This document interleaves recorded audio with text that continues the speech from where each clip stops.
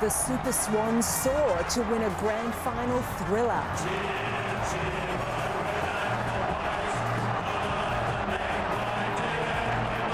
The Premiership Cup heads north. Celebrations for Sydney and heartache for the brave Hawks. Live from Melbourne, this is 7 News with Jennifer Kite. Good evening, and the celebrations have begun for the Sydney Swans after they won a thrilling grand final against the Hawks at the MCG today.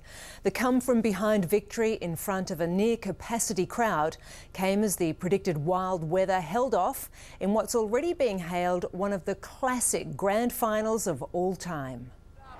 After a battle worthy of a grand final, Sydney prevailed. And they're home all right. They've done it. What a team. That culture, the Bloods. That's what it's all about.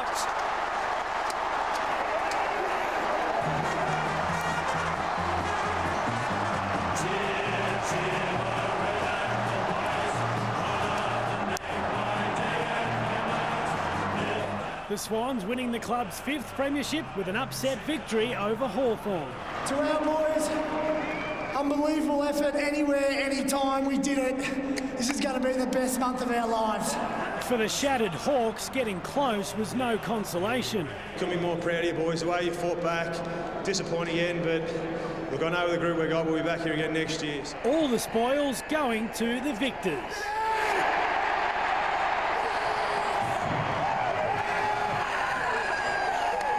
Earlier, Nick Malcheski gave a sign of things to come. It's pretty good. It's a chance. It's a goal. The Hawks were looking good, leading by 19 points at quarter time. And now Hawthorn with another big opportunity as Gunston rolls it home. But the momentum shifted in the second term as Sydney teamed up superbly, kicking 6 goals to none to lead by 16 at half-time.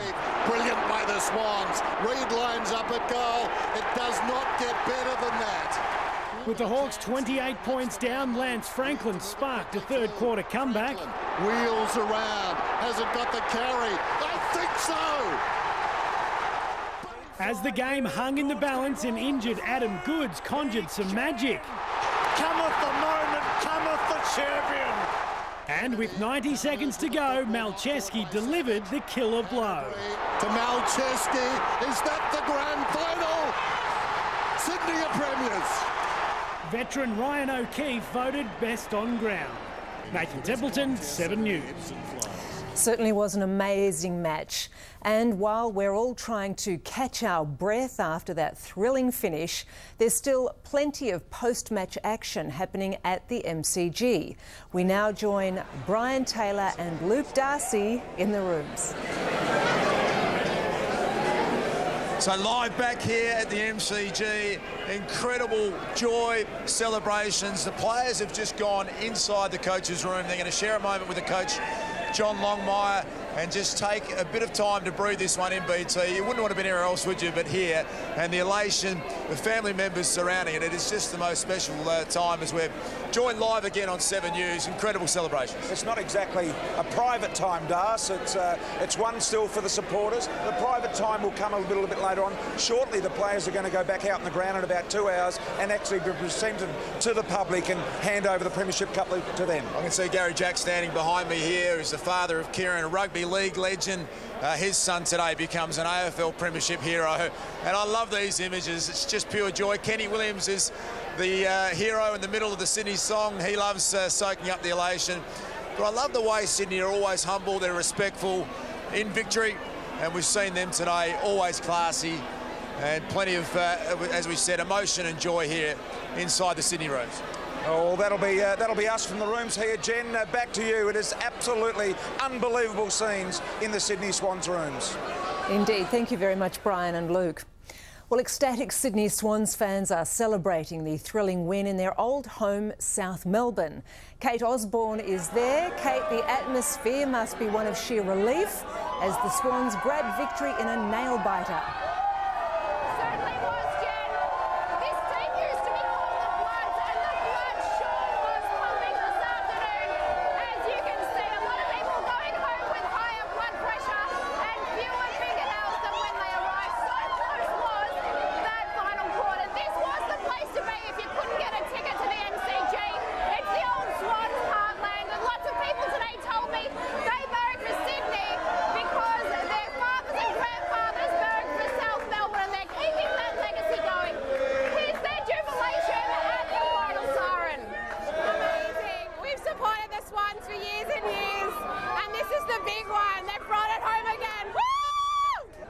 Bloods! Yes! Just pleasantly relieved and fantastic. I think it earns the champagne. Were you worried? Yes, very. Very nerve-wracking. Woo, go Swans! It was so close. But we're still together, it's all right. Amazing! It is so good. I'm so excited. I feel beautiful. It's my birthday today, so it's a good birthday present. Incredible, incredible! Come on,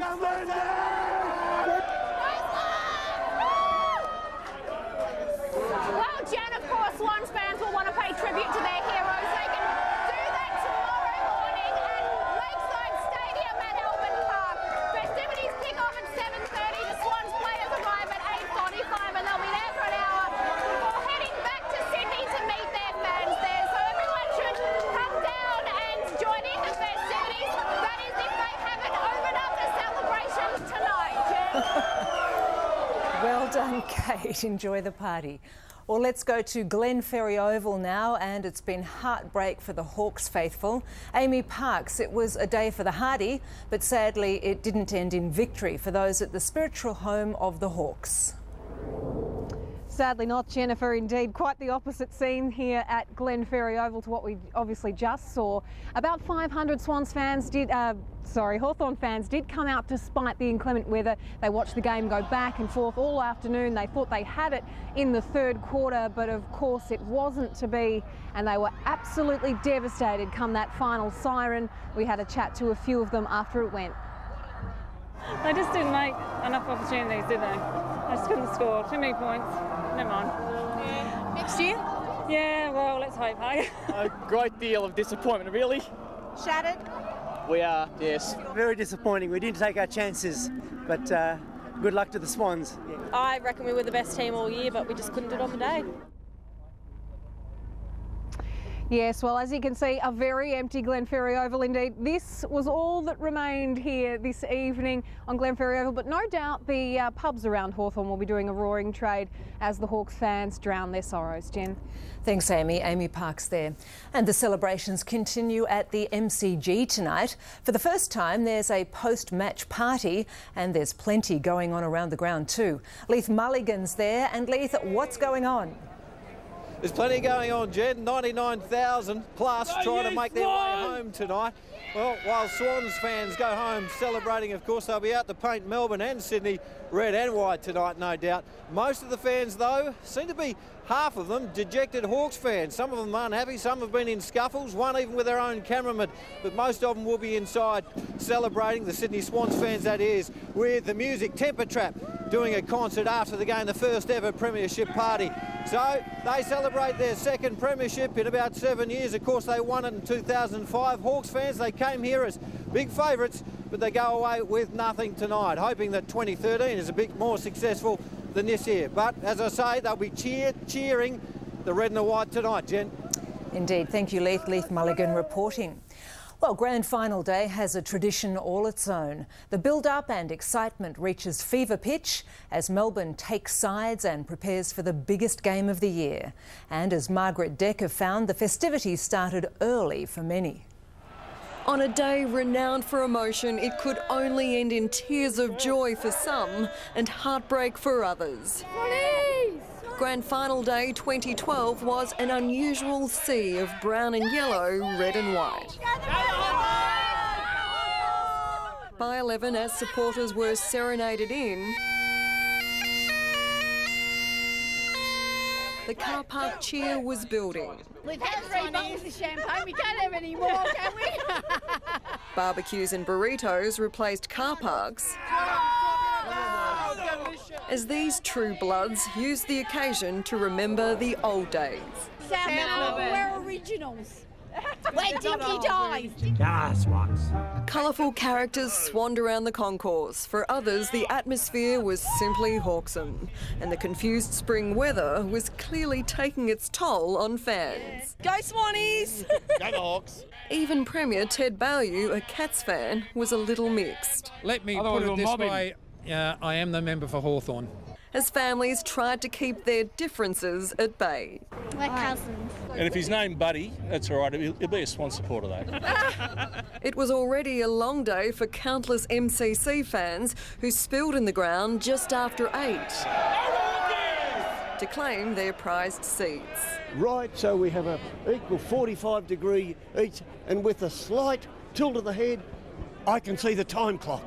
The annual North Melbourne Football Club breakfast attracted the nation's leaders and honoured another sporting great. To be appreciated for what you do is also really special for an athlete. By afternoon, the Swans song sounded like the weather forecast. Shake down the thunder from the sky. The 4 seasons in one day, making it a perfect Melbourne day. For everyone here, today's already a historic occasion, as it's the first time the Hawks and Swans have ever faced off in a grand final. Looks like this old Swans premonition was right. Well, the ugly duckling I am, but we'll be the beautiful Swan this afternoon. Onward to victory! Margaret Decker, 7 News.